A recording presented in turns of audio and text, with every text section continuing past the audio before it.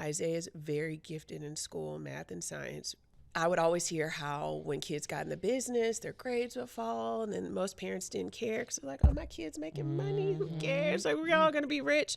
That's not how I get down. I've been around far too long to know how it goes. Right. So, we sat down and we wrote out a contract. And I said, listen, I will snatch your behind off that show. That's right. I'm so Southern. Right. I know. If your grades go down, and he's like, well, okay. I said, because I don't know if this is seriously something you want to do. You may start this series and then say, just kidding, Mom. I don't want to do this. Well, then what do you have? School, Or right? they could be like, yeah, we don't want you no more. Right. Thank you. That part. The first teacher that they had, she just wasn't cutting it. We realized she just didn't know what she was doing. So we had to have a meeting, and I was like, this is my kid. I have to go home with him. If he's not caught up in school because the teacher you hired isn't doing an adequate job.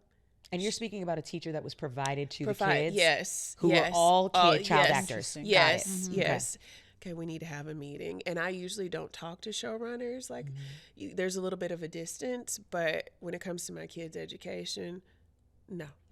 So we had to have a meeting, and I said to her, I just want to be clear.